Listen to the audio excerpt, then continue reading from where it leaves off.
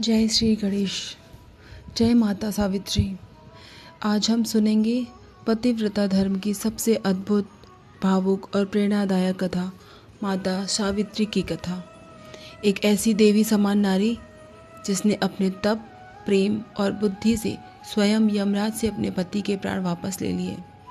आइए सुनते हैं संपूर्ण सावित्री व्रत कथा। राजा अश्वपति एक बहुत ही प्रतापी और धर्मात्मा राजा थे, किंतु उनके कोई संतान नहीं थी। संतान प्राप्ति के लिए उन्होंने वर्षों तक कठोर तप किया। वे प्रतिदिन माता सावित्री की उपासना करते और लाखों बार गायत्री मंत्र का जाप करते। राजा की भक्ति देख माँ प्रसन्न होकर प्रकट हुई और बोली, राजन, तुम्हारी तपस्या सफल हुई। तुम्हारे घर एक तेजस्वी कन्या जन्म लेगी। राजा अत्यंत प्रसन्न हुए। कुछ समय बाद रानी के एक सुंदर कन्या का जन्म हुआ। देवी के आशीर्वाद से जन्म लेने के कारण उनका नाम सावित्री रखा गया। सावित्री बचपन से ही अत्यंत सुंदर, तेजस्वी और गुणवान थी। उनके चेहरे पर ऐसा दिव्य तेज था कि लोग उन्हें देवी का स्वरूप मानते थे। जैसे जैसे वे बड़ी हुईं, उनका ज्ञान, विनम्रता और धर्म के प्रति प्रेम और बढ़ता गया। लेकिन उनके तेज और सौंदर्य के कारण कोई भी राजकुमार उनसे विवाह करने का साहस नहीं कर पाता था। तब राजा अश्वपति ने कहा, पुत्री, तुम स्वयं ही अपने लिए कोई योग्य वर चुन लो। पिता की आज्ञा पाकर सावित्री रथ में बैठकर विभिन्न राज्यों में गई। वनों, आश्रमों, राजमहलों में अनेक प्रकार के राजाओं और राजकुमारों को देखा। एक दिन वन में एक युवक को देखा। वह लकड़ी काट रहा था। सावित्री ने उसी समय अपने मन में उन्हें अपना पति मान लिया, किंतु सैनिकों ने और राजा के मंत्री गण सभी ने समझाया कि अभी ऐसा निश्चय करना ठीक नहीं है। सावित्री ने कहा, मेरा यह दृढ़ निश्चय है, आप कृपा करके इनके विषय में पता करिए।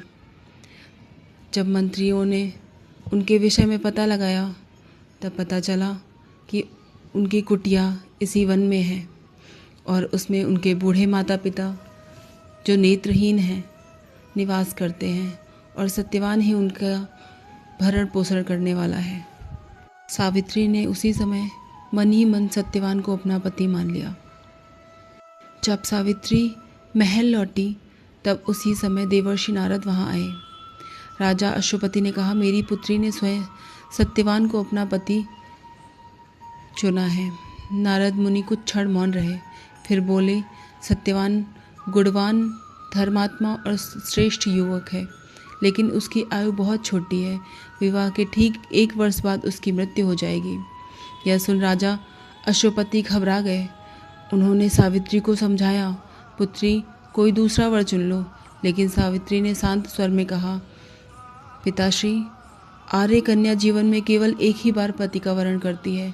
मैं सत्यवान को अपने पति के रूप में स्वीकार कर चुकी हूँ। अब मैं किसी और को अपना पति नहीं चुन सकती। सावित्री ने की दृढ़ता देख सभी मौन रह गए। कुछ समय बाद सावित्री और सत्यवान का विवाह हो गया। राजमहल का सुख छोड़ सावित्री अपने पिता, पति एवं सास ससुर के साथ वन में निवास करने लगी। वे प्रतिदिन अपने अंधे सास ससुर की सेवा करती, पति के साथ वन जाती और अत्यंत सरल जीवन जीती। लेकिन सावित्री को नारद मुनि की बात याद थी। उन्हें पता था कि सत्यवान की आयु अब धीरे धीरे समाप्त हो रही है। धीरे धीरे 1 वर्ष पूरा होने लगा। जिस दिन सत्यवान की मृत्यु निश्चित थी, उस दिन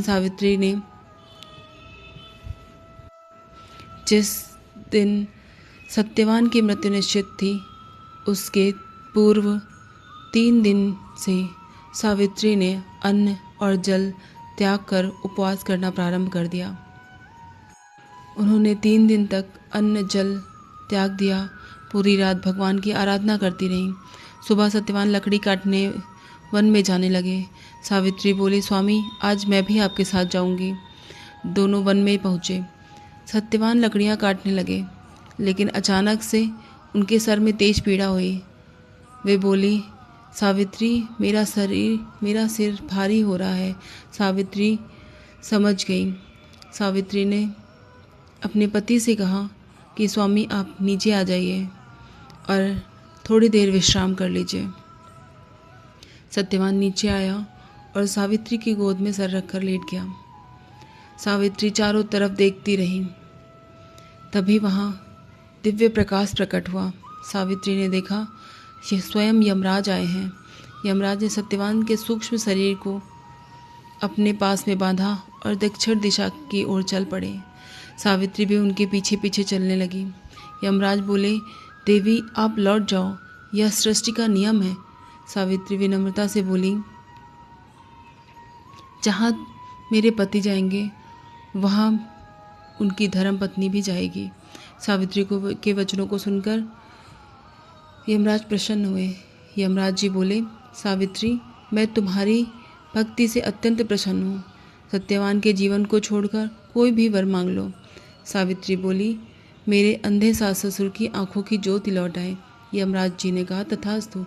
लेकिन सावित्री उनके पीछे फिर चलने लगी।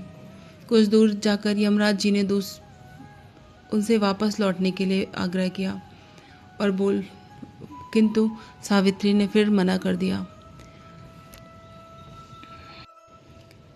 यमराज जी ने पुनः कहा, मैं तुम्हारे पतिव्रत से अत्यंत प्रसन्न हूँ, तुम कोई वर मांगो।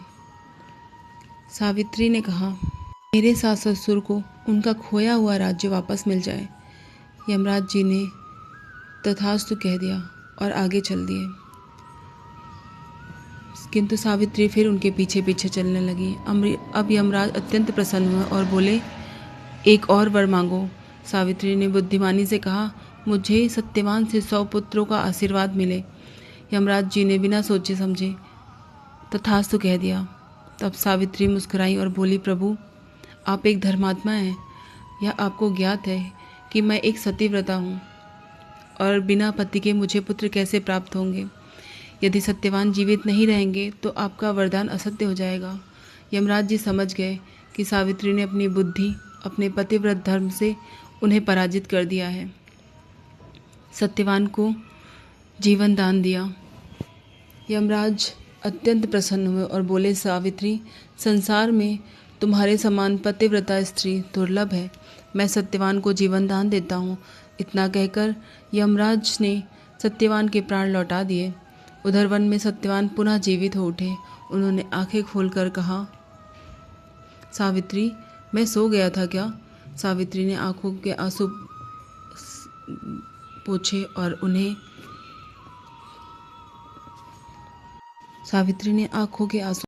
और भगवान को प्रणाम किया। अब दोनों खुशी खुशी अपने आश्रम लौट गए। इस प्रकार माता सावित्री ने अपने पतिव्रत ताप और बुद्धि से अपने पति के प्राण बचाए। तभी से ज्येष्ठ मास की अमावस्या को विवाहिता स्त्रियां वट सावित्री व्रत रखती हैं और अखंड सौभाग्य की कामना करती हैं। तो भक्तों, यह थी माता सती सावित्री की अमर कथा। यह कथा हमें सिखाती है कि सच्चा प्रेम, श्रद्धा और धर्म के मार्ग पर चलने वाला व्यक्ति बड़े से बड़े संकट को भी जीत सकता है। अगर आपको यह कथा पसंद आई है तो वीडियो को लाइक करें, चैनल को सब्सक्राइब करें और कमेंट में लिखें, जय माँ सावित्री। सबका सौभाग्य अमर रहे।